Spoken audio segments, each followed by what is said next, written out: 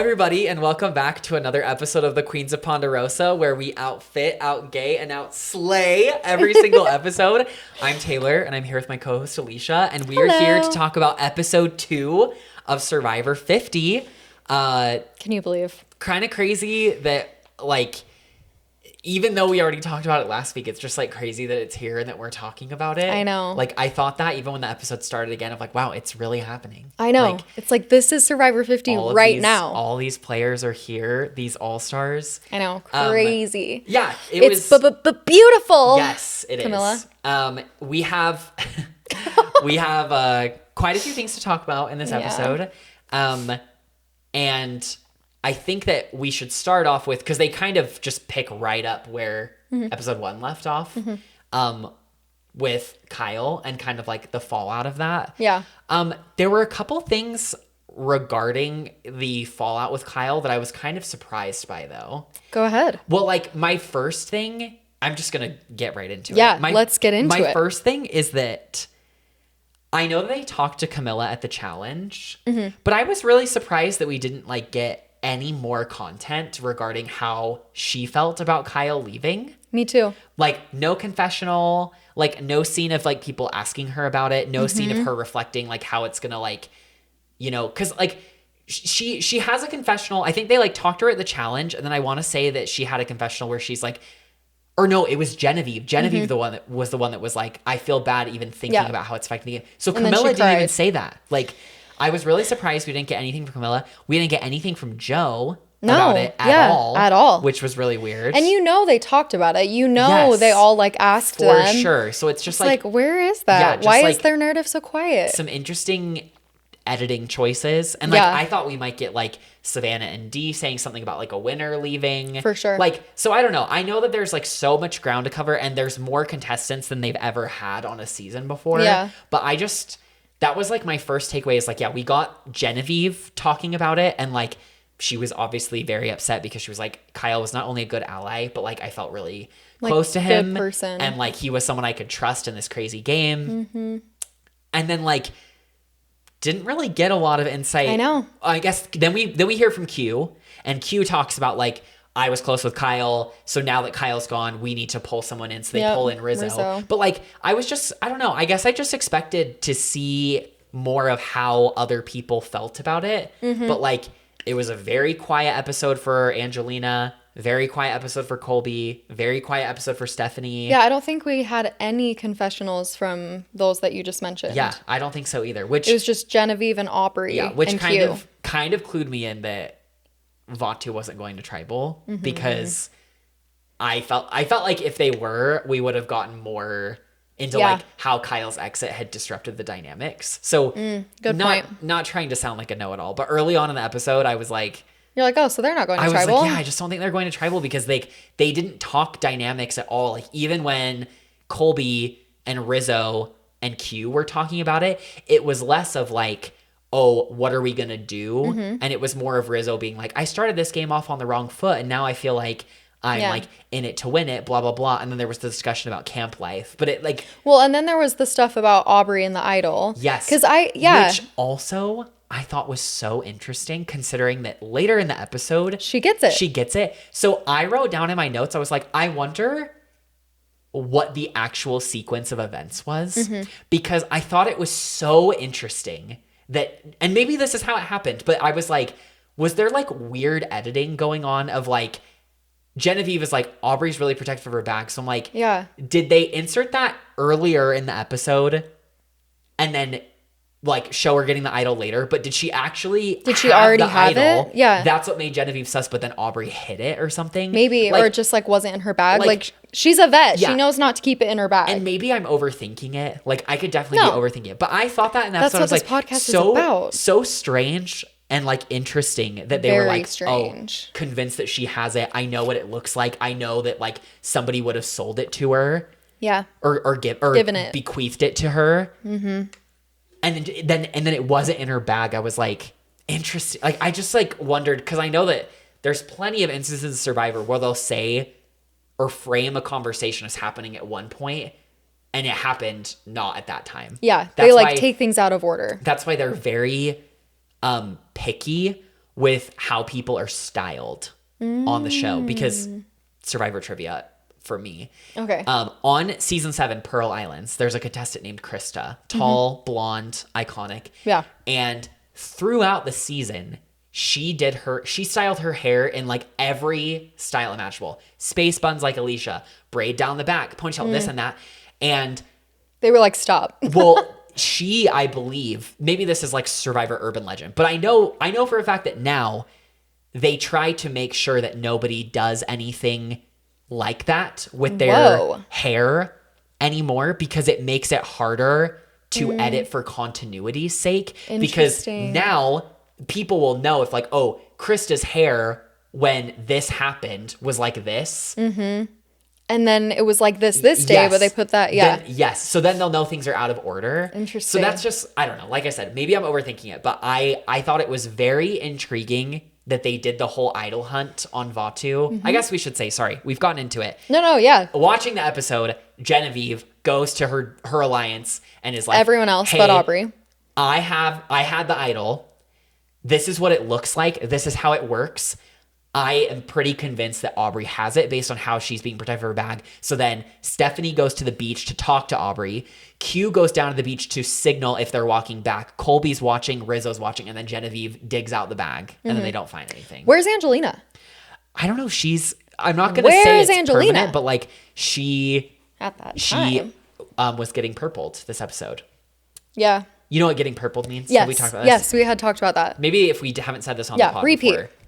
Getting purpled is like a Survivor internet term for somebody that has like a very quiet or invisible edit on the show, named after Kelly Shin, also known as Purple Kelly on Survivor Nicaragua, who famously, I believe, ended in like 9th place and had like 4 confessionals the entire season. So people call it getting purpled. I would be like, what if I were her and got home? Erica. Also, did you see, I don't know how into like Survivor, like TikTok or Survivor Reels you are. Not big, but go ahead. I saw this reel that I was like, yeah, that I believe that the show and like marketing has referred to Vatu as the purple tribe. And they are most definitely not purple. No. Like it is fuchsia. It's fuchsia like, it's all the way. for sure. Like it's just interesting. Because you're like, purple what? No, it's fuchsia. Like we've Get it had right. purple tribes, like Tika was purple, Yane was purple. This is not purple. Vatu is not purple.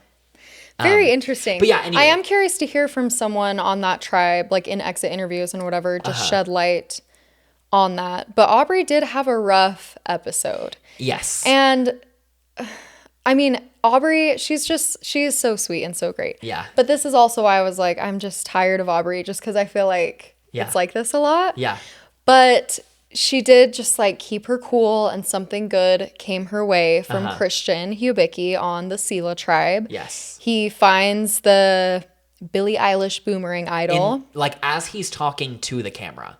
Literally. He's like talking to production Yeah. about how much Joe is annoying him. Yeah. And then he's like, oh, finds the idol. Yeah. So cool. Which is crazy. Yeah. So crazy. Yeah. And Now, I love this for Christian. Yes, I do too. Love it. Love it. Yeah. And he sends it to Aubrey, and then he's like, I don't know if he was trying to say just like good luck or I hope you get voted out or whatever. Yeah. I think it might be a bit of both. Because his rationale was like, do I send it to somebody that will like feel indebted to me?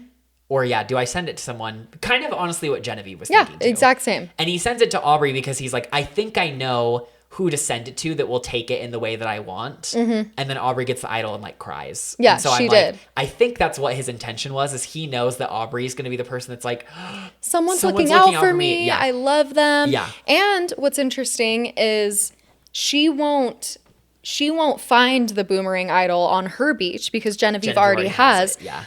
So right now there's no way of her knowing the other side of this boomerang idol, where if she goes, it'll go back to Christian. Definitely. And she doesn't know it's from Christian yet either. Yes. So. Yeah. So that's like this. That's honestly like basically all that really happens on Vatu. I guess there's also the camp life stuff we can talk about. But it opens up. People are upset about Kyle. Genevieve is then like, I think Aubrey has the idol, doesn't find it. Then Aubrey is like, I feel really on the outs, but something that I've learned from the last couple times I've played is to just be chill. And she talks about how like, you know, Survivor I haven't always like started off on the best foot. Yeah. She reflects on her first season of like crashing out really hard and like getting dehydrated and having, you know, tons of anxiety. Yeah. And so it does seem like she's learned a little bit to kind of reel that in, at least on the outside. And what it looked like in the edit too, as far as timing goes, is that she goes to the beach just to like breathe and calm down and like try and zen out a little bit. And that's when the bag search is going on. Yes. It looks like. Yes. So based off of that, actually, like that insight, I don't think she had the idol yet at that point because I don't think she would be stressing that hard. Yeah. Maybe. You know? Yeah, so maybe, who knows? But anyway. Yeah. And then the last really big thing we see from Vatu is this camp life discussion where, so there's 7 people left on this tribe. There's 1 alliance and 2 people on the out. So the alliance is Colby, Steph, Genevieve, Q, and Rizzo with Angelina and Aubrey on the bottom, which I feel kind of proud about because I'm pretty sure that that's like what we had discussed was probably going to happen. Yeah. And it did. And it did. So it's exactly what happened. Look at us. But yeah, so Colby is like, 3 people don't do anything. Aubrey, Angelina, and Rizzo sit around and do nothing. And there's this like kind of funny sequence of like Colby like really fathering Rizzo and being like, Rizzo, like, where's your like material for the firewood? Like you have to have that ready. We need to be making sure that we're picking up wood. Like nobody every time you leave camp. Yeah. Yeah. And then it shows like Angelina like drinking from a coconut or something. Yeah. She's just like, chilling. Rizzo's just sitting there. Yeah. So we don't really get too much else from Vatu. It was a fairly quiet episode for them beyond that. I just am like, I'm like Rizzo, as a super fan that he claims to be. Yeah. How does he not clock or understand that he's with some very, very old school people, that camp life is so important and working is so important? Does he not understand that, or does he just not care? I don't think he cares. He said that in the confessional. His quote in the confessional like, was like, throats I'm here to cut some throats and win money. Yeah, like I just did this. I'm like, I don't care. Like I'm not out here to like do the camp life living stuff. Like he literally said that. It just surprises me though, because I'm like, does he not understand how that reads to his alliance? I don't think that he cares either, because he knows that like they already know that Q lost a vote, because Q opens up. Colby had already opened up about not having a vote to everybody. Yeah. Q opens up to Rizzo about like, I had to sell my vote. So Rizzo knows that right now his vote matters a lot. And if anything, it'll be interesting to see if this tribe loses the challenge. Rizzo could do something crazy because Steph and Genevieve are the only other 2 that have a vote. So Rizzo is going to be the swing vote if they ever go to tribal, and he could do something nuts if he wanted to. Like, I don't know if he will do that, but if he wanted to break up Colby and Steph, he should. He totally could, because it's going to be 3-2, and he could just go to Angelina and Aubrey and be like, they want one of you and they don't have votes. So let's do it. So let's do this thing. So, and then if Aubrey's like, and I have an idol, so yeah, you know, I bet any of them would be like, all right, let's freaking do this. Let's vote him out. Definitely. Yeah. So like I said, not too much happening with Vatu beyond that. Like I said, I don't know. I can pull up the confessional counts here, but I don't recall getting a single confessional from Angelina Steph or Angelina. Me neither. The entire episode. It was pretty Was there quiet. one from Colby? There may have been one about camp life. Because I think it's where he's there's people that don't do anything around here. But yeah, it was a pretty quiet episode for them, which makes sense because, you know, when there's still 20, that's the other thing too. A thought I had this episode is by the end of this episode, it's the end of day 6. And there's 21 people left. And so lot. I don't think they're going to do this because I'm pretty sure they've confirmed it. But I wrote in my notes, like, is this secretly a 39-day season? That would be Is that going to be a twist that they're going to pull? I don't think so. There's no way, because they'd have to let them know how long they're going to be gone. Yeah. But I'm like, the fact that it's day 6 and there's 21 people left, like, I was convinced that they were going to be sending someone home like every day. So like, are we just going to get like, are we going to get like a triple elimination? Like, are we going to get tribals where they vote 2 people out? For sure. Not just 2 separate tribals. I'm talking like Cook Island's message in a bottle twist, where the twist is, you just voted someone out, you must now vote out one more. Yeah, like, are we going to get, like, we have to with the pacing. Yeah. It's so interesting. Anyway, I was that would actually be a really fun callback, or like a good episode. Yeah, it would be, if they like surprised did that. Okay, here we go. After the merge. So here's the confessional counts, just to confirm. So Angelina had 0 and Steph had 0. Chrissy, Camilla, and Tiffany all had 0. So all 5 of them got zeros. And then Christian had the most, which doesn't surprise me because it was basically the Christian show. Did he have like 6? He had 10. And then Rick had 6. And then everybody else had like 3 to 4. Wow. So it was like the Christian Hubicki show. He and Ozzy have had the biggest edit so far in terms of the number of confessionals, but it's only episode 2, and the editing in the new era we've talked about has been, I think, identifying the winner has been less straightforward than it used to be. Definitely. Like, they've definitely tried to disguise it a little bit more in the edit. It's just not as obvious. And with 90-minute episodes, you get more time for confessionals in the first place. Because if you look at like the number of confessionals that like 60-minute episode winners get versus 90-minute episode winners get, like there's just more time. So you're going to get to hear from everybody more. So less people in the new era have been purpled. The only people that come to mind as people that like have been purpled in the new era is like Heather on 41 got purpled pretty hard. I feel like half the cast of 44. Yeah. Maybe they didn't even get purpled. They're more just like forgettable. But like, I feel like there were quite a few people on 44 that didn't get a ton of confessionals. And then we got 90-minute episodes from there. So it was like, so it just changed basically everything. Nobody really got purpled that much. Anyway, anything else about Vatu? Because I feel like, if we're just going tribe by tribe, it was really quiet for them. Yeah, I don't think there's much else going on. I don't think so. Okay. Speaking of Christian, let's go over to the Cila tribe. Yes. So Cila, they have another interesting episode. So the first challenge that they do is for reward. Wait. Before the challenge, question. Yeah. Have you ever shat yourself?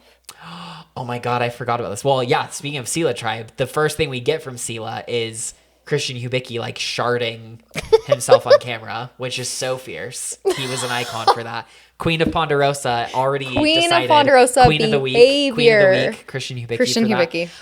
He is my Queen of the Week, by the way. Have I ever shat myself? I had many a close call for sure. I have. Well, I'm gonna say yes, but like, are we talking like sharded? Like, oh, I thought this was a fart, and then like I crap my pants, or are we talking like, oh, I had to poop so bad I couldn't hold it in, and then it came out? Like either or.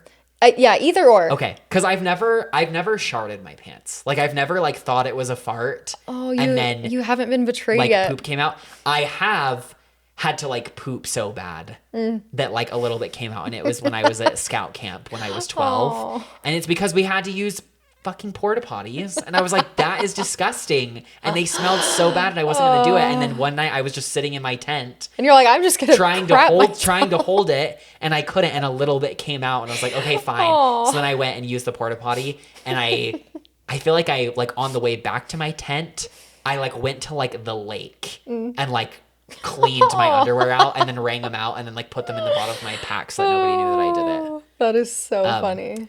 And then maybe I shouldn't admit this on the pod, but I'll do it anyway. Yeah, you're fine. I have just very recently peed my pants. Oh man. And when did this happen? It was I had been drinking a lot. Yeah. I had a really fun night, and I woke up in the morning afterwards to take Daisy out, my dog. Oh. And I looked, as I was walking down the stairs, I looked down at my sweatpants and was like, these are a little crusty. My first thought was like, well, because they were wet, Alicia. Oh. Like wet. I was like, did Daisy like pee on me? That was my first thought. I was like, oh my God, like, did she pee on me? So then I ran back upstairs to like look at the bed, and there was no wet spot in the bed. And then Josh was like, he just woke up, was like, babe, what? And I was like, I sat there and I was like, babe, I think I pissed my pants. and he looked at them and was like, I was like, babe, like, I think I peed my pants in the night. Like, oh my God. And he was like, are you okay? I was like, I mean, yeah, like I feel fine now, but like, that was what's going on? So yeah, so I think that I want to say that happened in January. So to answer your question, yes. One time when I was 12. Yes. But peeing is a different story. The first time I sharded my pants. Well, I guess just the most recent that I can remember. I was sick. Oh no. And when was this? It was in 2022. like 4 years ago. Okay. And it was like tax season, and I had an appointment to go to the bank, and they do community service hours and help people file their taxes for free. Yeah. So I had this appointment to go, and I was like, I can't miss this. But I like wasn't feeling super great. Driving there, and then my stomach is just hurting, and then I'm like, I pull in the parking lot, and I'm just sitting there for a second, and then I just felt like I had a little fart coming, so I just went to let out my fart. Diarrhea straight up. I drove my mom's car. Fierce. Yeah. And I did not know what to do with myself. I literally was just like, She had wipies in her car. Okay. Because she loves just like having wipies there, whatever. So I was just like, I immediately jump out, wiping my butt, like my clothes. Because it was like literally coming through my clothes, like Christian. Wiping her seat down. I literally canceled the appointment. I called and I'm like, I'm so sick. I can't come. We rescheduled. I drove to Old Navy because it was right there to buy pants. Yeah. And I had a coat. I like tied it around my waist. I went and grabbed my pants. It was the same pants I was wearing. Went and grabbed them. They're like joggers. And then I'm in line to buy them. And this cute guy comes up behind me and he's going to buy something. And he keeps like stepping closer to me because he's in line. And then I would like inch forward and then he would inch forward. And I'm like, I just wanted to turn around and be like, get away from me. Yeah. Like I have actual shit in my pants right now. Oh my God. And anyway, so I just like hurry and like buy the stuff, run out to the car, take my pants off and wipe myself down, put the new pants on. And I just threw my pants in the garbage and left. Fierce. It was horrifying. That's amazing. Horrifying. Yeah. Ugh. And then I peed my pants in 2019. I actually peed the bed. Okay. And it's Look at us matching twinsies. And I wasn't like I hadn't been drinking. Drunk. Yeah. No, I was just sleeping. And then I was like lucid dreaming. You know, when you like are dreaming that you got up and you're like doing your stuff, but you're actually sleeping still. So I had a dream that I got up to and I was like going to the bathroom. And then I literally started peeing my pants and then I was like, and I just like stopped and squoze everything and like ran to the bathroom and I was like, oh my God. That's crazy. I just peed it out. Yeah. Like I said, I had a lot of close calls on my mission though. Like I can think of like at least 3 or 4 times of like, it was like almost happening. That's scary. I seem to also have that happen to me when I'm driving a lot because Josh loves to tell this story of the very first time that the very first date we ever went on. Oh. I was taking him to Salt Lake City just to like show him a bunch of things downtown because he had never been to Salt Lake City before. Oh my gosh. And so we took the front runner. So I was like, we can take the scenic route. Yeah, fun. We took the front runner and on the front runner, I started to kind of feel a little bit like, but I was like, I'm okay. Like, I'm probably just nervous because this is the first date. Oh, the nervous poops. And so we got off the front runner. Then I was like, we were going to take the tracks because I was going to take him to City Creek. Yeah. And then at the track station, that's when it really started to hit. And I was like, I'm going to look for a bathroom. Hold on. And so I like go to the building that's at the Salt Lake Central track station, but it literally says on the door, like, no bathroom here. And I was like, okay, it's okay. I can make it to City Creek. Like, it's not that long of a ride. We get on the blue line, and as we're on the train, I am like shaking, and I'm like, oh my God, like sweating. Yes, Are you yes, sweating? Oh, yes. And at this point, so Josh and I like we had been talking long distance for like almost a month before our first date, so it was like I felt comfortable around him where I was just like, I'm really sorry, like I feel like I'm gonna crap my pants. Like we have to get off at the next stop and just like fine. So we get off at the planetarium stop. I go in, I run inside to the planetarium, and I'm like, do I have to buy a ticket to use the bathroom? And they were like, no, you're good. Go. So I run into the men's bathroom and both stalls are occupied. Both stalls are occupied. And I was like, oh my God, like I'm going to shit my pants in the bathroom. Like in the bathroom waiting. Luckily, somebody leaves. And normally, like I'm not the biggest fan of pooping in public. So normally I would wait for the other person to leave before I start like making noise and stuff. No. Immediate like explosion. White chicks. Yes. Literally like crazy. And so then Josh texts me and is like, did you make it? And I'm like, I made it. I made it. We're good. We're okay. And so then to commemorate this, we're at the planetarium. This motherfucker buys me a postcard that has Uranus on it. and signs it. Oh, Josh. And I still have it. That's good. Yeah, it was That funny. is really good. Yeah. And then there was like another time we were like driving home from like a thing in Salt Lake City. Oh. And I was like, oh my God, like I am going to poop my pants, like driving the car, screaming, like AC on full blast. And then like we get to our apartment and I don't even turn off the car. I put it in park, open the door and just sprint inside. And I'm like, turn off the car and lock the door. Like, oh, it was crazy. It was insane. So like I have had there, like I said, there was a time on my mission where we had been fed dinner by one family. We went to go like teach another family, and then they were like, we're making you dinner, please and you were stay. in Zimbabwe. Yes, in Zimbabwe. And I, in my mind, I'm like, we already ate. But I was like, you can't say no. Right. Like you can't say no. So I'm like, oh, thank you. So we eat the food. And at that point, my stomach is so full that it's like, just like pushing the poop out. So we leave the house and I look at my companion. Shout out. Liam's not listening to this, but Liam, shout out to you. Elder Haney at the time was like, Elder Johnson, are you okay? And I was like, Elder Haney, we need to run home. We need to literally sprint, like, I'm walk. Gonna drop. So we're going. I'm a missionary, so I'm like praying out loud, being like, "Please God, let me make it. Please God, please help me make it home. Like, please let me not crap my pants in the middle of the street in Zimbabwe."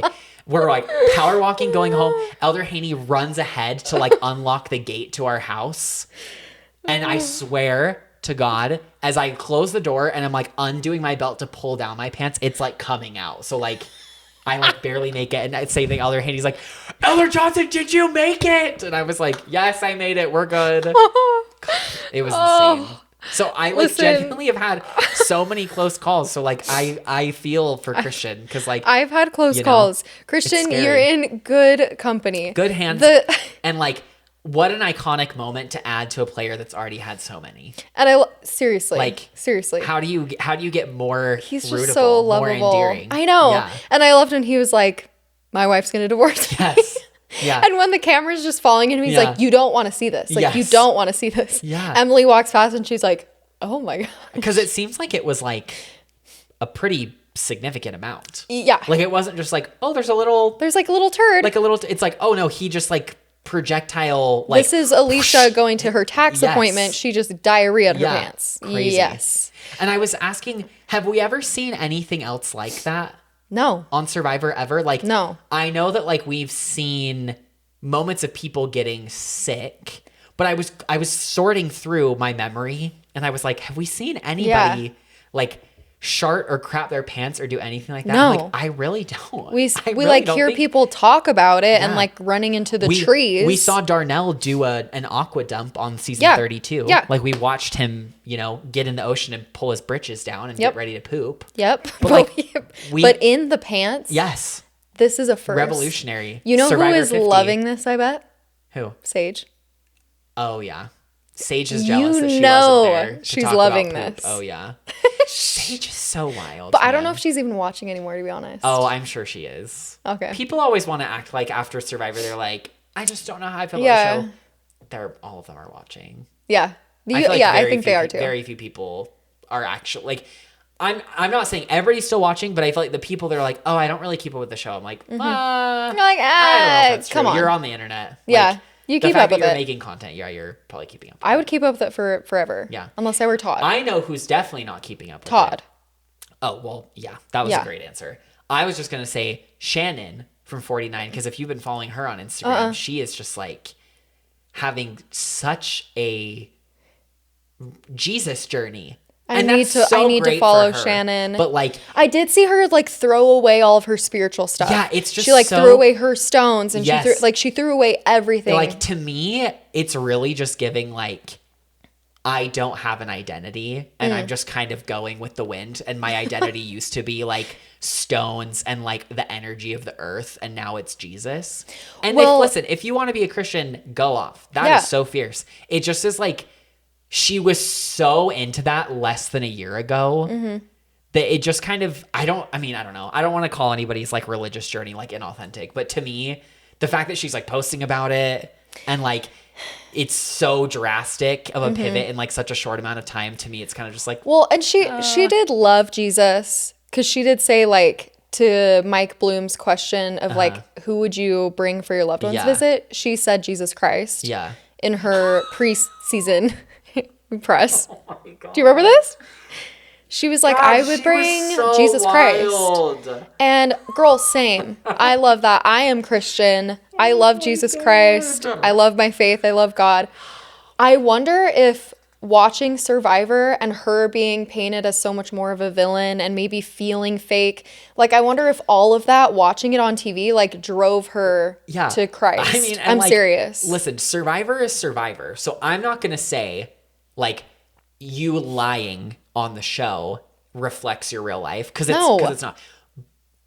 But like you were super fake. Yeah. Like you were super fake on the show and you made a big deal of like talking about I can make connections with people really easy, and then Sage called you out on it. Mm-hmm. So it's just I just think it was really hard for her to watch probably. And like we don't know what's happened in her life, but I feel like she had a really easy, like good life up to that point. And so that awakening was just like, I need Jesus. And can I make a pivot? Sure. I know that we were talking about Cila and we talked about the sharding, but this is good because we're going sequential because I want to talk about the challenge and something that just made me like so annoyed. Okay? Go ahead. So we get to the challenge. They see that Kyle's gone. They talk to Camilla. She's sad. Then they're like, Ozzy, like you did the supply challenge. Can you relate to this? And Ozzy's like, yeah, like my back is spasming. Ozzy has said that pre-game he injured his back doing some kind of athletic something. So it wasn't just the challenge that messed up his back, like it was already even though you could see in the challenge like his back was bright red because he was squeezing through the so then Jeff, being the pot stirrer that he is, and it's fierce, like cause some drama, is like, Coach, what about you also were there did at that the challenge too. And the coach is like, let me just set the record straight, this might blow up my game. Everyone's like, I just want to say that I am like so like, here, hold on. Let me show you exactly what I wrote because I was like, this is crazy. I want to get through this game with a shred of dignity. I want to leave this game with at least a shred of dignity. This might tank my game, but I want to set the record straight about the challenge. I'm playing the game the way I always have for 101 days, and goes into this thing of like, Ozzy attacked my honor. Q was like, oh, like I won't take it from you, and I was like, oh, I have to get it from my tribe, blah blah blah, and I was just like, oh my God, Coach, can you go like 5 seconds? 5 seconds without like, I get that that's why he's on the show. I get that's why they cast him. I get that like that's what Coach is. But I'm just like, for him to open up episode 1 of like, this is Coach 4.0. And I'm like, it's obviously not. You obviously have not learned. And maybe he's leaning into it on purpose for TV. Like he's obviously a character and has a persona. But it just is like, so it's like, annoying Coach, to me read for the him room. to be like, I'm playing the game the same way I played, and then Ozzy's like, he is, like, I can totally tell. Yeah, he was like, he's playing the exact same game that Ozzy he did dragged last time. him and read him to filth, and it was fierce, and I'm glad he did, because listen, fierce. I love Coach as a television character. Same. I don't have any negative feelings about him as a person because I don't know him, and I'm sure he's a lovely dad and father and whatever. But like in these instances on the show where he is trying so hard not to come across as a massive hypocrite while being so hypocritical, it pisses me off. It's hilarious. Because it's one thing to come into Survivor and like lie, cheat, and steal. And it's like, yeah, that's what you do to win. So own it. Coach, on the other hand, is like, I am so honorable. How dare you attack me? Fully knowing that you didn't do that and have not done that. You're so full of it. He is so annoying. He's so annoying. Like I said, as a person, I'm sure he's a lovely person. I love him. He obviously has a great relationship with his daughter, and that's fierce. But as a player on this season, to be completely honest, I'm already over it. I'm loving it. Like, I love it for the drama. Yeah. And I'm not saying I'm over it like I want Coach out. I'm just saying like, I'm over any belief that Coach is going to do anything different that we haven't already seen before. Yeah. And that's okay, because if he's going to cause drama and make me laugh and be funny, then great. But like that already, I'm like, I wrote him off. Like, he's not winning. No. He's not going to do anything interesting. So you don't believe in Coach 4.0? Absolutely not. Me neither. Absolutely not. I don't know if I believe in anybody's transformations besides Ozzy, because he's the only one. Now, granted, it's an edit. There's probably stuff that we're not seeing, but he's the only person on the edit that I really feel like we've seen make an active effort to play differently. Different, for sure. Than his other times. Because, like, for sure. even players that are doing really well, Christian Hubicki, Rick Devens, like, you know, I'm like, I haven't seen, like, crazy changes because Rick is still out here whining about, like, idols and being a baby every time anybody gets in a fight with him, which we'll talk about later. Yes. But anyway, sorry. That's the point I wanted to make because we were talking the reason I thought about it, we were talking about Shannon, Christianity. That made me think about Coach because of South Pacific. I think that's how I got into it. So, yeah. Yes, Jess good path. stirs the pot at the challenge, which is fierce. And then Coach and Ozzy get in this little, you know, tizzy. I feel like still, though, Ozzy kept it about Kyle in that moment. Yes. Because he was like, I know I was in pain, but, like, I just can't even imagine getting pulled in a situation like this. And then it was like, Coach, you also did this challenge. Made it messy, and he made himself look worse. Like, by doing that, he just gave Ozzy the opportunity to drag him again, and he did it, and it was fierce. And he did it. He dragged him here and back again, all over the place, and everyone was gobsmacked. He grabbed Coach by that feather in his hair. Yes. And said, by his toe ring. Yeah. Not his toe ring. That's crazy. The toe ring's crazy. Yes. So anyway, maybe next episode we should wear toe rings. Oh for my Coach. gosh, should we? Yeah, maybe we should. That is a great idea. Let's literally do it. Freaking Coach. This ring is adjustable enough that I could probably get it on. Okay. I'm not even joking. Let's do that. Let's do it. I will do this. Yeah, we're gonna get toe rings. Okay, love. We could propose to each other with them like he did to Charlie. Is Sam gonna be upset if we do that? He'll be okay. Okay. Cute. We can include him maybe Yes. somehow. Oh, absolutely. Okay. So the challenge. So we're at the challenge. Yeah, the challenge is the challenge. I don't think a lot of super interesting stuff happens. Cila takes an early lead. They stay in the lead and they win. Aubrey, I feel bad. She lost the challenge for them. Yeah, Aubrey, the challenge, like they have to, we've seen this many times in Survivor. Yeah. They're on this platform in the ocean. They have to like use a mallet, break a tile to get like a key. And Aubrey is one of the mallet hitters for her tribe, and she whiffs it the first time and has to go again. And that really was the difference because, like, by the end, the tribes were pretty close. And so if Vatu had gotten to the ring toss at the same time as everyone else, it could have been a different story. Yeah, I think it would have been. But yeah, the Cila wins first, Kalo gets second. The reward is like a camp improvement kit, which seems like a tarp. They got a tarp, I guess. Yeah, that's a big deal. But it seemed like nothing like super consequential happened at the challenge besides the Coach Ozzy thing. It was pretty straightforward. The challenge should bring up a couple of things for me. I would hate to be the person on my tribe that has to swim underwater and unclip the rings because I cannot open my eyes under salt water. Oh, yeah.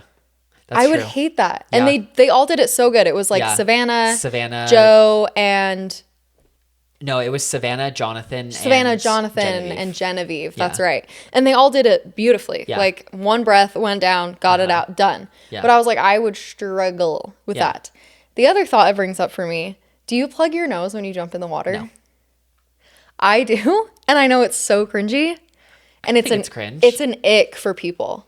Like plugging your nose when adults jump in the water like this. Really? Yeah. I don't think because they're like, you're not a child. I don't think I've ever plugged my nose jumping in water. See, that's so cool. I haven't really done a ton of swimming in the ocean though, so I might feel differently about plugging my nose swimming in the ocean versus swimming in like a chlorinated swimming pool. Sure. Because I really think that I've only ever swam in the ocean. I want to say like 3 or 4 times. I mean, okay. Let me provide more context. I remember like very, very young going to California with my family and swimming in the ocean. Yeah. And then I've taken 2 international trips with my family, one to the Dominican Republic, one to Mexico. Fun. And so on those trips, we got in the ocean like every day. But I guess I was saying like instances where I was frequently swimming in the ocean. Yeah, it's only like a handful of times.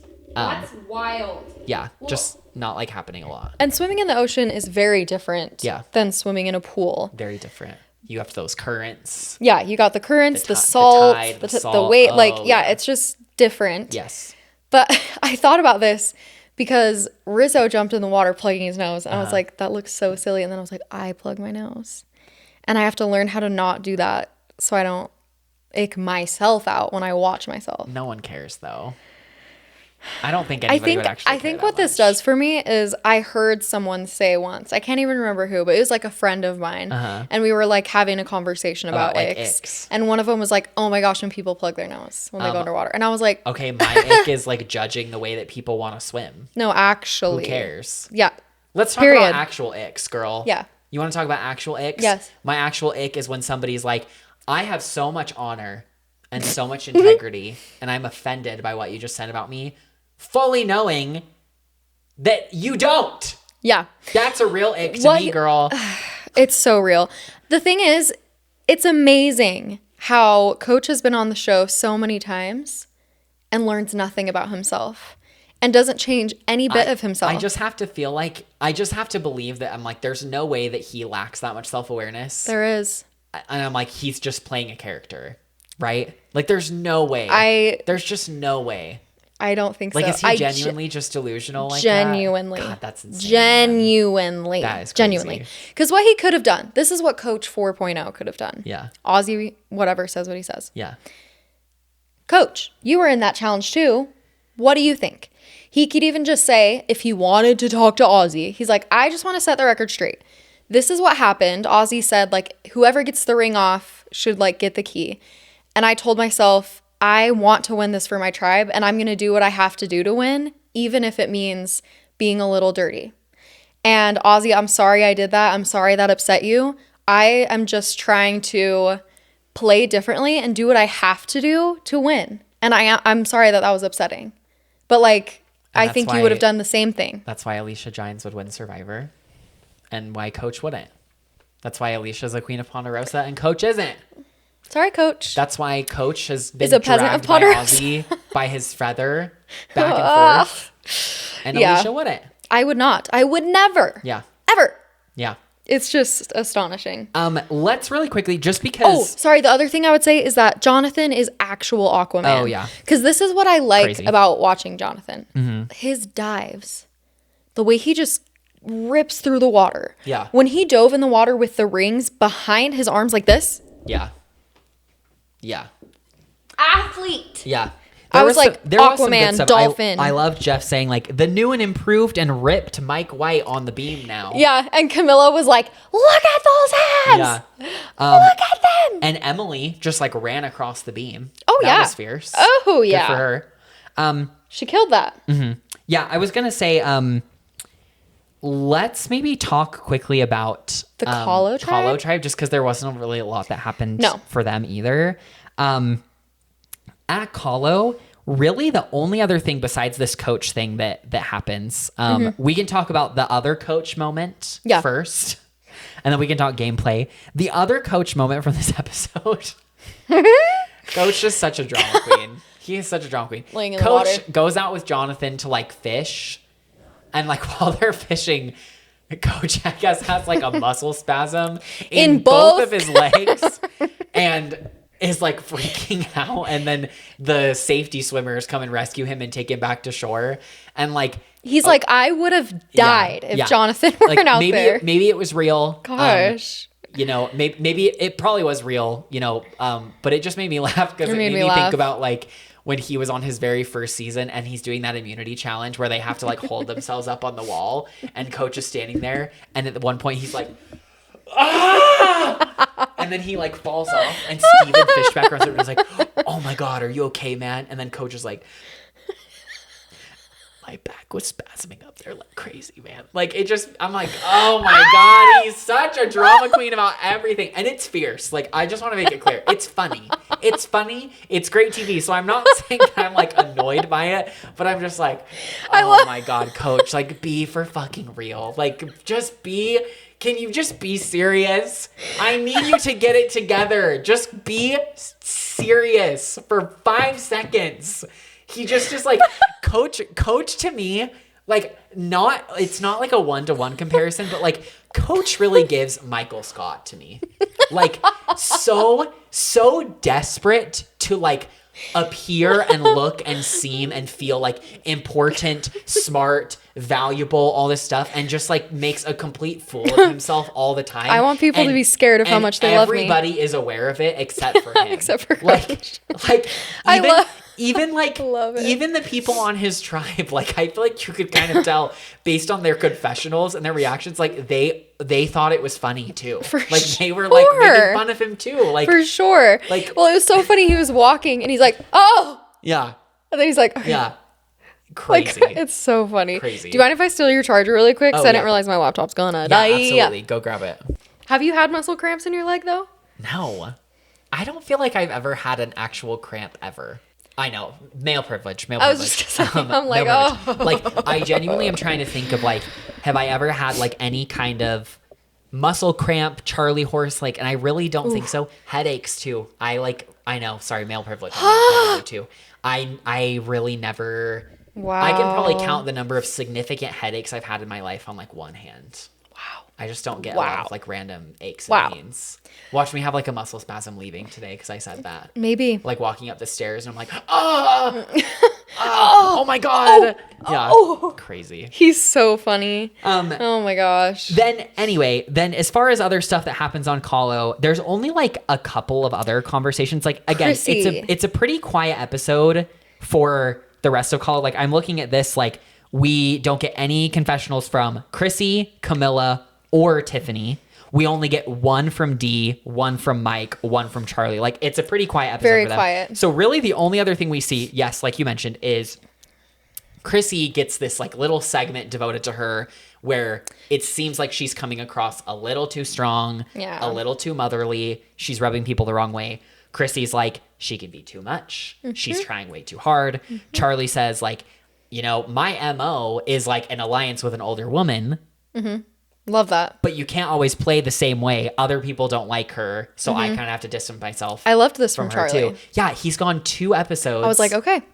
I mean, we already know that he did it in the first episode, so whatever. They're just not showing it. 2 episodes in a row of no Taylor Swift reference. I know. So, like, I know. Let's keep this up. So I'll eat my words. I'll say the only 2 people that are actually the 2.0 whatever version of themselves, Ozzy and Charlie. Ozzy and Charlie. Congratulations. Charlie has, again, just developed more things to say than and maybe Angelina too. Well, we haven't really seen her at all. But maybe that's what I'm saying. Her 2.0 is like, she's being chill. I'm going to be so under the radar that they're not going to give me a confessional for 10 episodes in a row. That's what I'm saying. And then I'm going to win at the end. That's what I'm saying. That would be fierce. It could be her. It could be her. But yeah, very quiet from Kalo. It's interesting because Kalo in our minds was such a big question mark as to how they would perform a little bit and how they would mesh. Yeah. Still is a giant question mark to me. We have no idea where the lines are. Yeah. So Jonathan does say that coaches is number 1. Yeah. So those 2 are locked in. One other thing I wrote down from Kalo is Jonathan talks about this when he goes fishing. He's like, I want people to just think I'm like one-dimensional. that I'm one-dimensional. And this is, I was like, yes, Jonathan, thank you. This is so good. It's good that he said it. I think it's good. No, it's good that he said it. Let's see what he actually does with it. Let's see. Because I feel like that's some big talk. It is big talk from a big Aquaman. A big boy, yeah. Yeah. But yeah, I still have just a big question mark above my head. Yeah, we know Chrissy's at the bottom. Well, that's the thing, though, is that, like, Coach and Chrissy were shown working together in the first episode. So I imagine that there's, and she's, like, massaging his leg and stuff. I imagine there's, like, a Coach, Chrissy, Jonathan moment. We already saw there's, like, some kind of Dee, Tiffany, Camilla moment. Yeah. Which then leaves, like, Mike and Charlie in the middle. Mike and Charlie were shown linking up in the episode, but Mike was pretty adamant about not wanting to work with Charlie. Yeah. And we also talked about last episode, Charlie is good friends with Dee. And I just don't think that he would vote against her. So I don't think it's going to end up being a 4-4 split because there's no way that anybody would do that the first time their tribe goes to tribal. But yeah, it will be really interesting because we don't really know where things will play out. We talked about last episode, Camilla's stocks probably went up, so I bet she's less of a target. Going back to Charlie and Dee, I do think that Charlie wouldn't stick his neck out for her though. Because if everyone wanted to settle on, let's get the last winner out. Come on. I mean, I don't know if it's like, wouldn't see if him you're being really like, good friends with somebody and you could actually trust them, I'm like, I feel like that would go pretty far in a game like this. Yeah. No, it would. I understand wanting to work with someone and being like, I'm not going to stick my neck out. But it's like, if you and I were on Survivor together and you had won, I would. It's like, yeah, okay, Alicia's a big threat, but I'm like, Alicia and I are good friends, and I Yeah. feel like I can actually talk to her. So I don't know if I'd want to ever like vote against her unless I absolutely had to. For sure. So we'll For sure. see. Yeah, we'll see. It just Yeah. still is a question mark for me. Yes. Cila is a question mark for me as to how they're losing Well, so much. yeah, I wrote down in my notes that like it's always so funny to see how sure people are of certain things, because looking back at the analysis of how people thought the tribes would be, it's like completely wrong in every way. Like everybody thought Cila powerhouse, Carrie Sari to the merge. Yeah, we were wrong. Vatu disaster tribe. We were wrong. Yeah, and it's like, it's completely wrong. So yeah, They're surprising us. We can our little just, I Cila think we can girls. skip ahead a little bit to just like, well, maybe not skip ahead, but we'll just say like, yeah, Cila lost the immunity challenge. So let's like talk about what was happening with Cila this whole episode, and then we can just kind of move forward from there. So Savannah, doubles down on not having an advantage to Rick Devens. She's really trying to downplay the fact that she's not threatening. She talks about like, I want to play a loyal game, but I haven't found my people yet. And so the episode, a big storyline for her is kind of like feeling out the people. So she has this conversation, with Devens, and then later they get approached by Ozzy, and Ozzy's like, what if we did an alliance that was us three and Joe? Joe is another person that has a storyline this episode, because we kind of already saw this a bit on 48, but the other players on his tribe are viewing him as like pretty inflexible and hard to work with. And they're already talking about playing around him. And it's like day 4 or 5. Yeah. So those are like the two main storylines that are happening on Cila this episode. Savannah's like, I have to find my people. Who are they? And then everybody else is like, Joe is annoying to play with. How do we deal with that? Do we just get him out? Do we play around him? Do we tell him? Like, what do we do? Yep. So then, Savannah follows up with Rick and is like, whispers like, hey, like, have you talked with Joe about the alliance? Like, should we talk to him about it now as you're going to get water? Well, yes. Uh-huh. And then Joe sees it happen and is like sussed out. And then again, the has a full-on crash out. Has a bit of a crash out where like he, confronts Rick about it, and Rick doesn't really give him the full truth. And if anything, Rick kind of throws Savannah under the bus to Joe a little bit. And it's kind of an awkward conversation. And so then the rest of the episode, Rick and Joe are like, not like actually fighting, but like there's a misunderstanding to the point that like Joe is upset about it. Savannah said in her exit press, Yes, have you I watched listened it? to this as well. Because she said it was a way bigger disagreement way than bigger. what we saw. And she was like, we saw a side of Joe that no one has seen. Yes. And so it was a major, major disagreement. Yes. And for me, when I'm looking at this scenario of Ozzy and Joe and Savannah and Devens, why doesn't Devens just be honest with Joe? That's why I don't understand. That's exactly what Savannah said in her exit interview too. Yeah. She's like, I don't know why he did it like that. Like, because I thought that was so stupid. because you want to know the tea? What? Because Rick Devens is not a good Survivor player. No, he's trash. We need to, like, people need to understand that. Mm-hmm. Rick Devens was not the icon that he was in Edge of Extinction because he was good at Survivor. It's because he was bad at it. Yeah. And I'm not trying to be shady. Yes, if he got to the end, he was going to win. But that's because he got to the end with he would have gotten to the end with like two, no offense, all-time mega goats in Gavin and Julie. Like, they were never winning, okay? Rick Devens was voted out early because people couldn't trust him and they didn't want to work with him.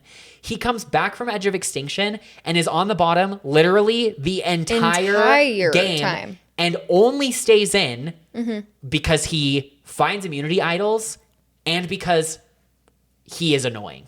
That's why he stayed in. He was out of the loop every single vote, could never get anybody to work with him, could never get anybody to trust him. So for your question, Alicia, and no shade to Rick Devens, you're on Survivor twice and I'll probably never be on. So congratulations to you. And if you're a Rick Devens stan, don't take personal offense. Just open your ears and listen.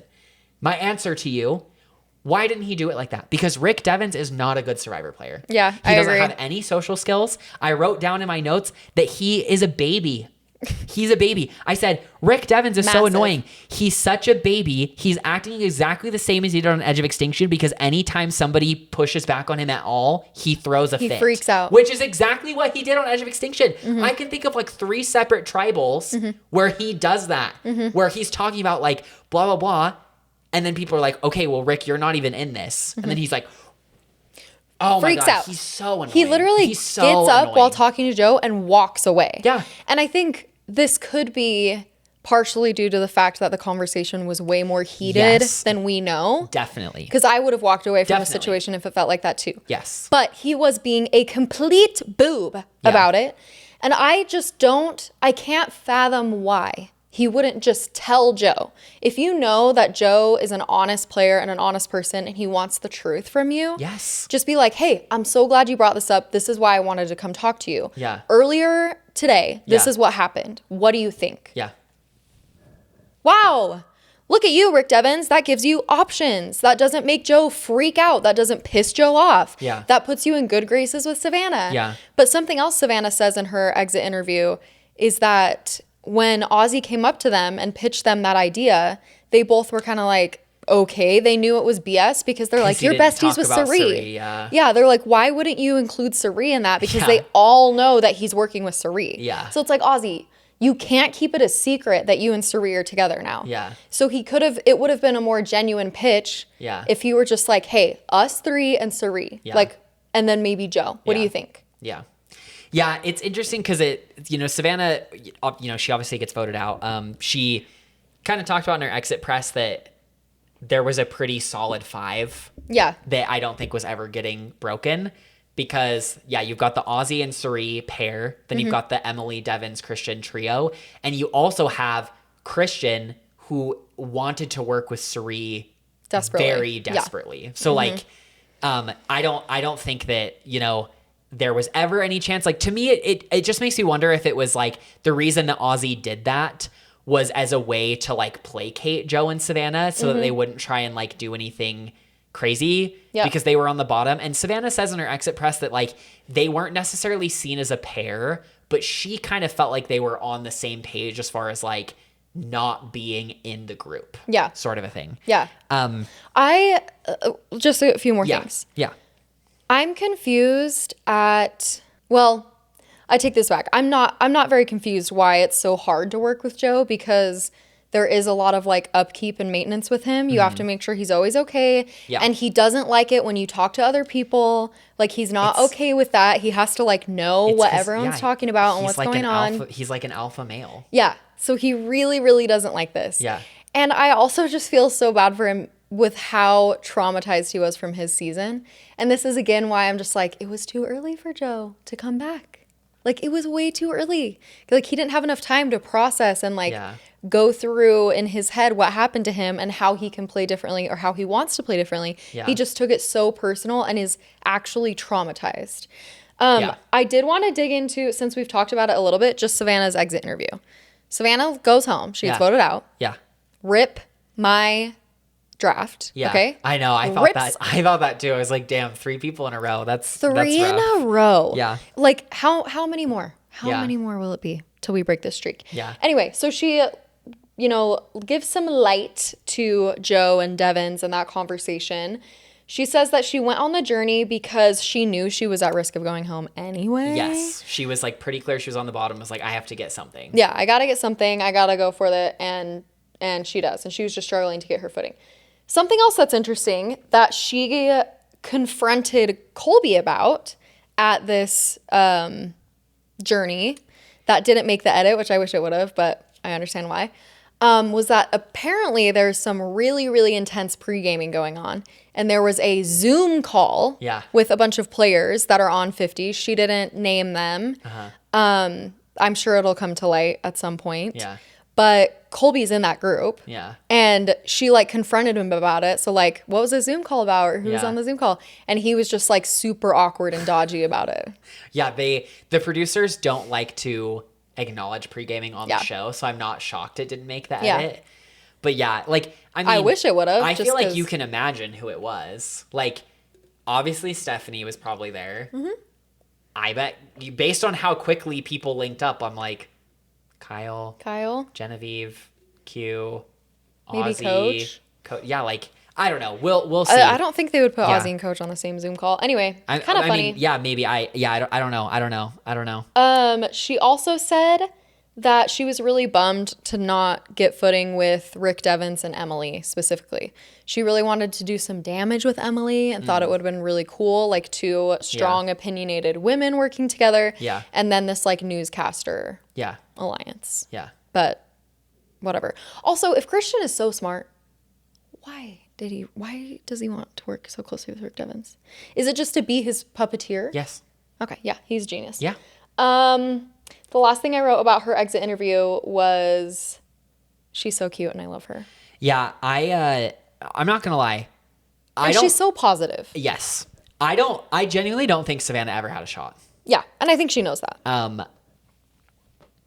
And I'm crushed at her going out so soon. Me too. And I honestly think really that crushed. I'm not saying that the producers like set her up, but I do just like wonder what the point of casting her specifically on this season was for, because I'm like, she not only did they not know her, she also won. I'm like, God, that's a recipe for disaster. Like, I'm not saying she didn't deserve to be on 50. That's not what I'm saying. I'm just saying like what were they expecting? Yeah, I just like don't feel like it was like, I don't think fair is the right word, because like, you know, Survivor, there's so much luck, whatever. So maybe fair is not the right word, but I'm just I don't think it was very fair at all. I just don't feel like she had a shot at all. Like it's kind of a bummer that they cast her for her to just have no shot. She does take it very well. She says in the exit interview, like, I'm on the Tony trajectory because Tony also got voted out second on his second season, so I'm going to come back and win my third one. Yep. Which is great, and I hope she does. But yeah, I don't know. I just don't feel like it's, like I said, I don't know if I would say fair. I just don't feel like she ever had a shot. So it just is like kind of a bummer that they cast her. It's just setting her up to fail. Yeah. That's what it was. Like actually setting her up to fail in a season that's full of people are returning. They have all had time to have Zoom calls and get to know each other and work together for seasons. And they've been like, what do you expect? Yeah. What do you expect from her? Like, and she tried her best. I thought she had such a good, like, beautiful little moment at Tribal Council. Oh, yeah. When she was like, I am just playing vulnerable and playing as myself. And I hope that resonates with people. I think when we are vulnerable, people see themselves in us. Like, we see ourselves in other people. Yeah. And it just like builds these bonds. And she talks about how she had a wall up at the beginning of 49 and was able to drop it. And she's hoping she can carry that into this season of just like keeping her wall down. And when she was giving that confessional or like that moment, I was like, okay, maybe people are going to keep her because she is genuine. And nope. Yeah. Every single vote was against her. Yeah. The discussion ended up kind of being like three names were in contention. So Savannah was the first one, Joe was the second one, and then there was still Ozzy. I don't know how real it is, but I think it's real. There was this low-key plan to get rid of Ozzy. I think it's a real plan. I mean, maybe. I just feel like we've seen like Emily talk about that 2 weeks in a row. I just don't know how much she actually means it, or if it's just stuff, because the only time we ever saw her talk about it was with Jenna and Savannah.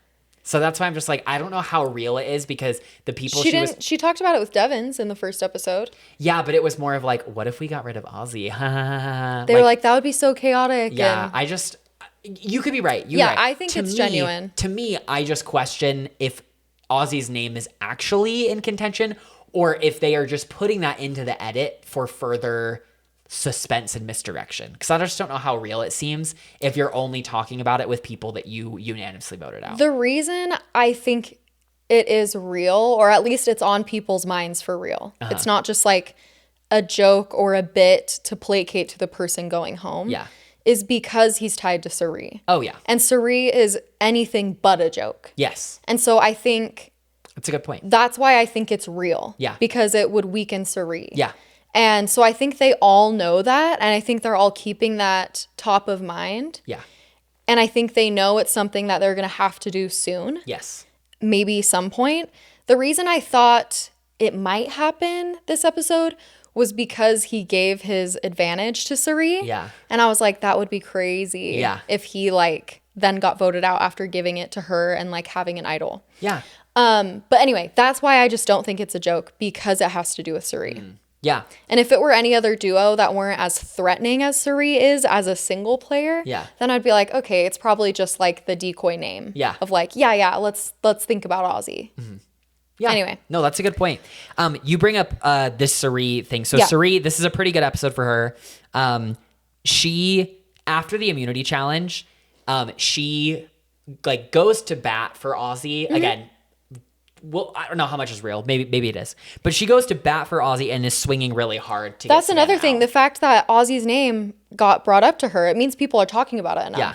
But anyway. Yeah, that's true. She's like, no, let's go to Savannah. Yes. So she goes to bat, swings really hard for Savannah. And like, I mean, there's stuff we didn't see, but the edit makes it seem like everybody kind of falls in with that really quick. Like Suri has worked her magic and they're like, we want to get Savannah out.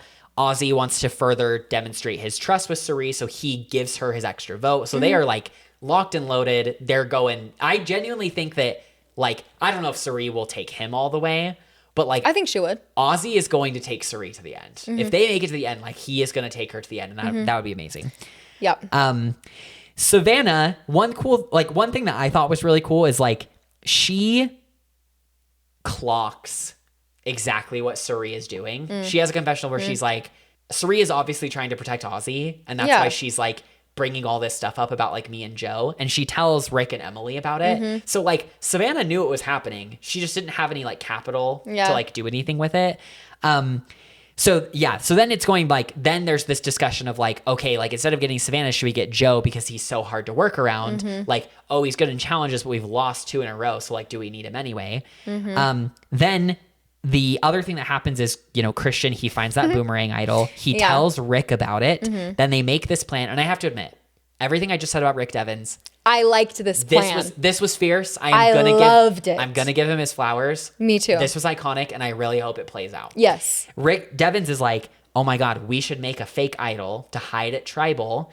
And then if we ever feel like we need it, we can go and grab it, like right before people read the votes and freak everybody out. Yeah. I think we may have brought this up on the pod before, but if we haven't, there has been an idol hidden at Tribal Council on an international version of Survivor. I was like, on Survivor South Africa, I believe season 4 or 5, something like that. There's a player whose name is Palesa.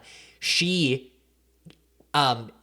essentially like knows that there's an idol at Tribal and does that. She gets up and is Queen like, behavior. Let me grab my idol first, and grabs it. And so when Adam on Winners at War went to try and grab the idol from the podium, I loved him for that. yes, it was fierce. It didn't end up playing out. The edit kind of made it a joke, but he brought up afterwards, like, the reason I did that is I had just seen Survivor South Africa, and I was like, of course on Winners at War they're going to do something crazy.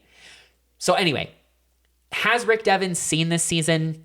Don't know. But they decide to hide an idol at Tribal, and they do it successfully. After they voted Savannah out, they're going to get the torches. Christian like fake trips and makes everybody like, oh my God, Christian, are you okay? And Rick like stuffs it behind like a little log stone thing. Yeah, a stone by and the a log. by the fire. So we'll have to see how that plays out. That honestly was really Genius. cool. Yeah. He is deeply annoying to me, but that was fierce. One thing I'm I gonna will give him say his about Rick flowers. Devens is I do love how much fun he's willing to have with the game. Yes. Like, he just wants to have fun and have a good yeah. time and doesn't take it serious. I was going to say. And I love that. He does not take himself too seriously. Yeah. And Love I'll it. give him props for that too. Yeah. He obviously, I think, is a good sport in spite of things that have happened to him. He annoys me, and I don't think he's a great player. Yep. Same. So, Same. But he can be fun. yeah, I think the only other thing that I would say, I have other thoughts that are things we didn't see in the episode. But as far as the only other thing that I would say is that just like Camilla's stocks went way up with Kyle leaving, I would imagine the same thing will happen for Rizzo.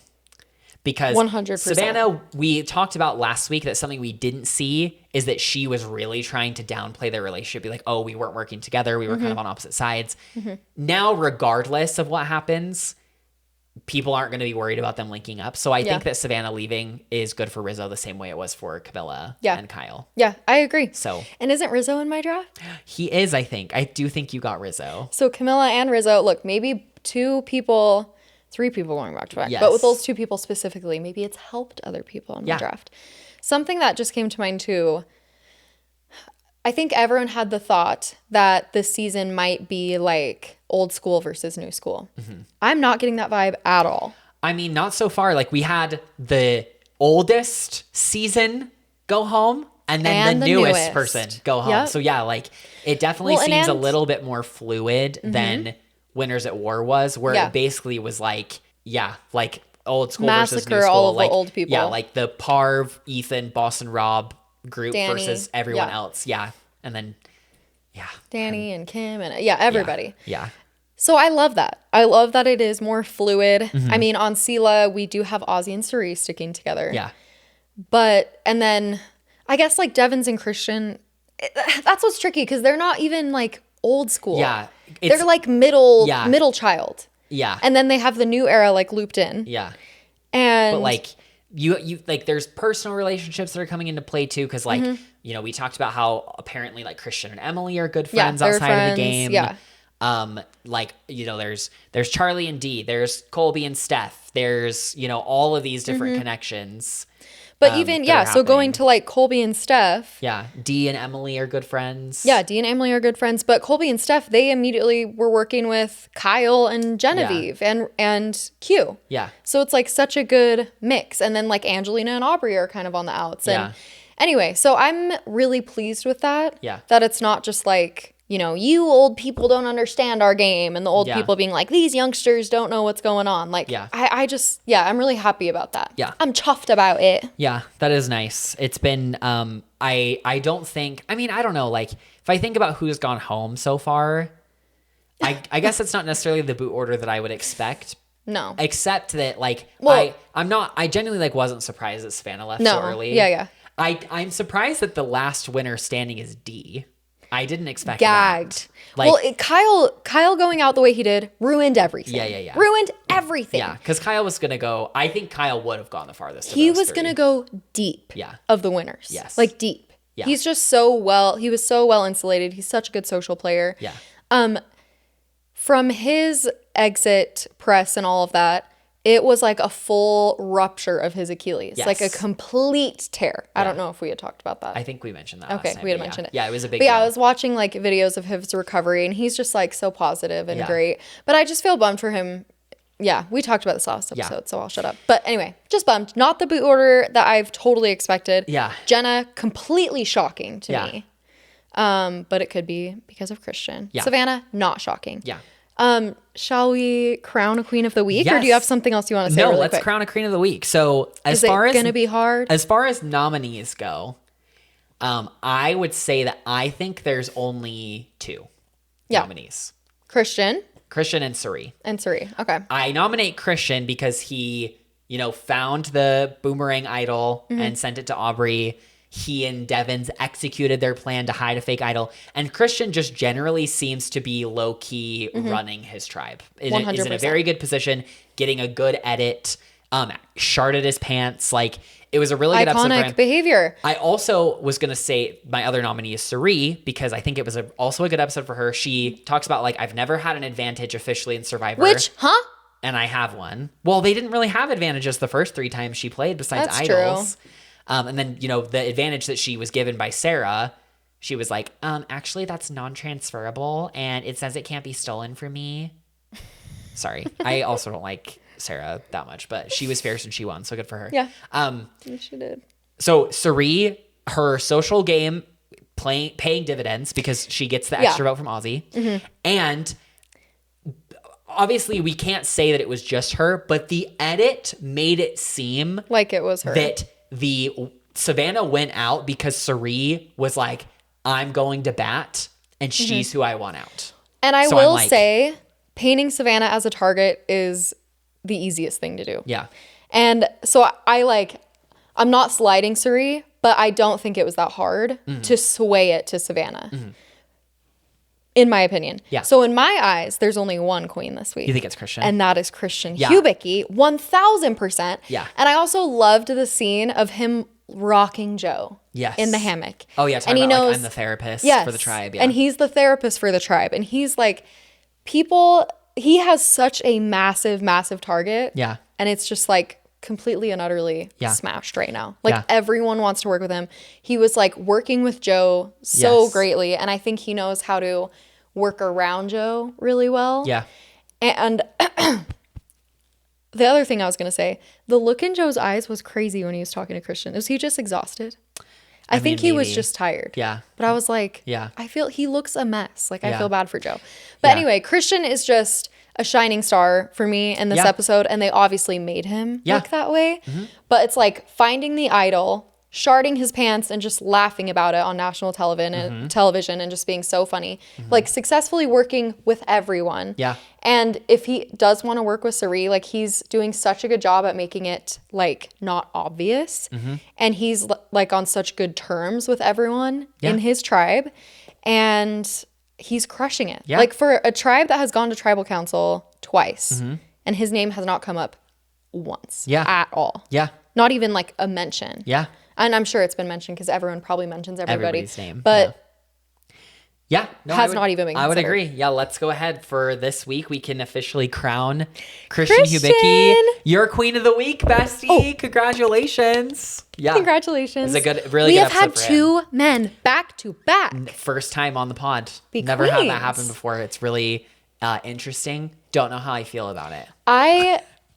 I'm stoked about it for Christian. Ozzy was shocking. Oh, yeah. Shocking. Oh, yeah. But he deserved it too. He did. He deserved it as well. And I think he had another great episode. Yeah. Where he really is just trying different things. Yeah. He's getting a good edit. He's, I love it. Making some like good choices to try and solidify his alliances. What do you think of his haircut? He's giving Shambo. Yeah. He's giving Shambo. Who wore it better? Shambo or Ozzy? They literally have the exact same haircut. I think it kind of looks really good on Ozzy. I'm not gonna lie. Mullets are back in. They're back in, but his is like his isn't a baby mullet. Oh yeah, it is not like mine. It's like his is like a real mullet, full blown mullet. Yeah. And I'm just like, it looks kind of good, Ozzy. Yeah. I think it looks kind of good. I think it looks fierce. Anyway, Christian, we love you. Yeah. I also found out on his shirt because it's the same shirt he wore in his first season. Yeah. And I'm like, is it binary? I know it's like some binary code joke, and it just means 1, 2, 3. Okay. It's just binary for 1, 2, 3. Okay. In case you're wondering. I didn't even know there was binary on his shirt. Oh, really? I feel like I've never paid attention to that. Oh, yeah. I was just looking at it, and I'm like, I feel like, because binary is just ones and zeros. Yeah. Is it on the front or the back of his shirt? The front. Oh, wow. He has like 3 little robots. I feel like I've never even and it's like 0, 1, 1, 1, 1, 0. Oh, no. Okay. No. Now that you say that, okay, it is coming back to me. Yeah. I guess I remember the robots. I guess I just didn't realize they had numbers on them. Yeah, I guess. Yeah. Yeah. It's all right. Anyway, congratulations, Christian. Yes, congratulations. Speaking of shirts. Yes. Our matching shirts that we're wearing. I know. Did we even say anything? I don't think we did. So on the web, I think they're still up for sale. Alicia and I are shills for Survivor merch at this point. Oh my gosh. They're selling these like crew neck sweaters that have the Survivor 50 logo. Girl, come model it. And then on the back, Alicia's going to model for us. They have the logo for every single season of Survivor on the back, which is so fun. Like a very fun item for fans of the show and for collectors like this. So if you can't get a buff from every season, we at least have like the logo on the sweaters. Which is so cool. It is cool. It is really cool. I love it. Yeah.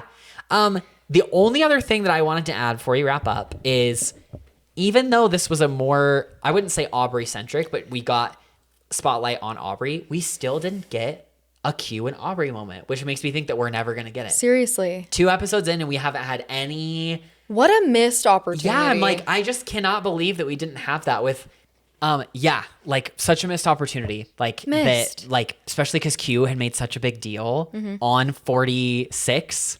Well, and that's why they put them together. Yeah. Absolutely. That's why they're on the same tribe. Yeah, just some interesting like missed opportunities, I think, for sure. I'm just bummed like we're not seeing their conversations. We're not seeing Angelina do literally anything. Well, we have, it's just what? Like the fact that of like the, I don't want to like turn this into something, but like Survivor's talked about gender bias before. Yeah. And women are always under edited compared to men. Yeah. That's just how it is. And I'm just like that. So it shows in the confessionals. I was going to say it shows like, cause we're already talking about like, okay, they put them on the tribe. Obviously because of this, we didn't even get to see it. Then you look at who had zeros this week, and it was Angelina, Stephanie, Chrissy, Camilla, and Tiffany. The only people that had zeros, it was 5 ladies. 5 women. So I'm just like, it just is like disappointing, one, that like there's storylines that would be so interesting to see. And then disappointing too, because it's like, even after 50 seasons and 26 years of this being on the air, can we like, come on, y'all, get it together? It's 2026. Like, when we have on episode 1, now granted, he had a lot going on and it was 3 hours, but episode 1, Ozzy had 19 confessionals. No. Like, that's crazy. And like I said, he had a lot happen to him because he did the challenge, and then he got given the idol, and then he was on Exile Island with Q. Yeah, he had a lot going on. You talking to Cerise, so like he had a lot going on, but 19, it's just like it's and like you couldn't fit in one literally with Aubrey and Q. Yeah, like we don't get a single discussion about like this Camilla D Tiffany moment. Tiffany's had 1 confessional the whole season so far. Just one. So it's like she's barely there. Kind of makes sense. I mean, yeah, but it's like, then why, if you're just going to cast her and then like, now granted, it's only episode 2. Sure. Who knows what's going to happen? Who's how many confessionals everyone's going to get? But it's like, if you're going to cast her and then just like not show her, like what was the point? For sure. What was the point of casting her? Again, like that's the point that I made when we were talking about the cast is like, I'm not saying they had a quota. I'm not saying that I advocate for or against racial quotas in casting, but like, if they wanted to cast like a Black woman from the new era, okay, fine. Like, if you want to cast Tiffany, cast her, but then like, why cast her if you're just like not going to show her? Like the episodes are 90 minutes, even with there being more players. It's like, why are we not seeing everybody at least one moment? Like, why are we having zeros? I would love to see everyone. And I want to say one more thing. Sorry, I'm just rambling now, and then we can wrap up. Listen. Yeah. Because I know you haven't watched a lot of Australian Survivor, if at all. Yes.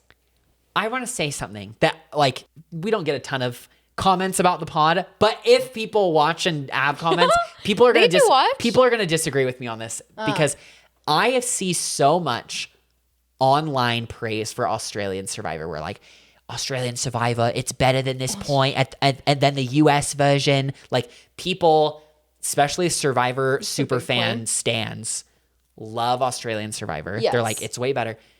You want to talk about uneven editing?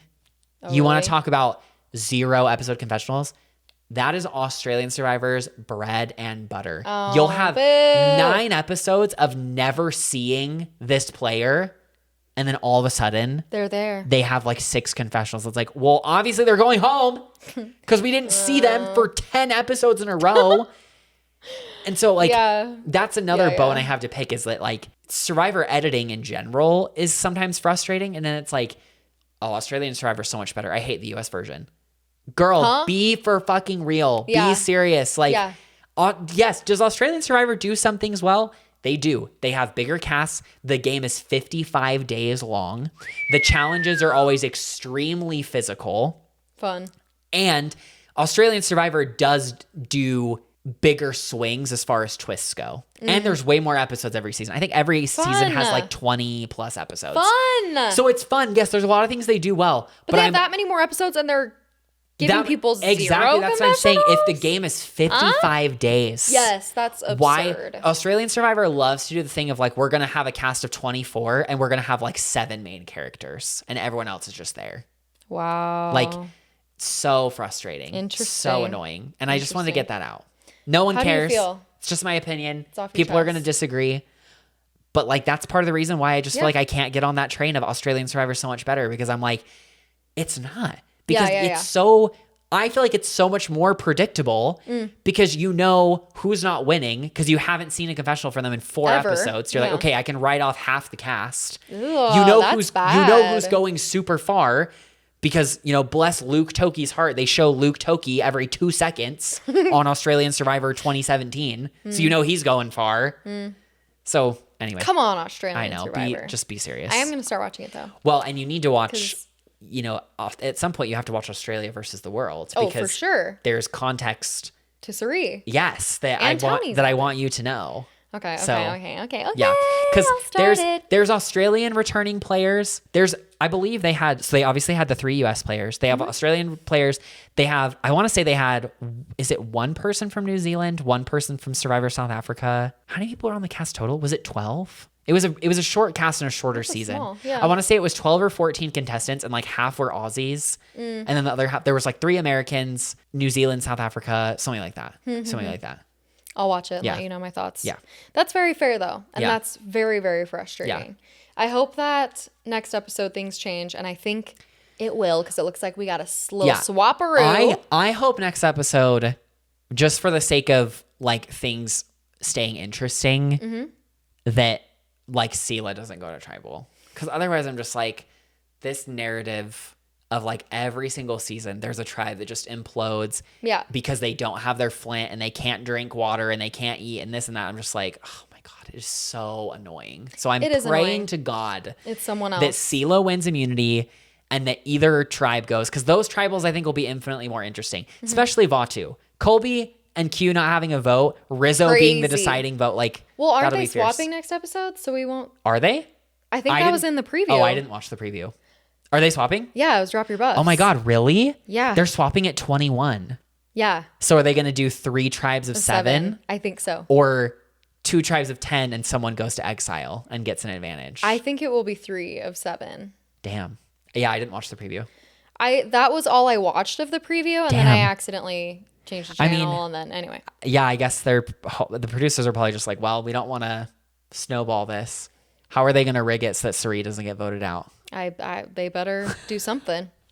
But she has a little bit of ammunition now. So yeah. Plus she has her Suri magic. Yeah. See, that's annoying too. It's like, God, you're going to swap the votes right when, if Vatu went to tribal, it would be so interesting to see what would happen. Yeah. I know. There's always something that we can complain about though. So anyway, we're just rambling now. Those were our thoughts on episode 2 of season 50. Yeah. What are your thoughts? Like, drop a comment down below. Send us a DM on Instagram. We would love to read like fan or viewer messages on the pod. So even if you don't want to leave a comment, send us a message. Tell us what you're thinking, and we can feature you on the pod and see like what our audience thinks about stuff too. Yes, we would love to see that. That sounds amazing. Yeah, we would. Jake, we still love you. Yes, we Hope do. You're watching. We do. Hope you and the baby are well. Yes, absolutely. Stay amazing. Yeah. Outfit, outslay, outgay. Why do I say it in a wrong order? That's okay. Outfit, outgay, outslay. Yeah. Out there. Yeah. Queens, we have spoken. The queens have spoken. And we will see you next week. See you next week, everybody. Thank you. Bye-bye. Bye.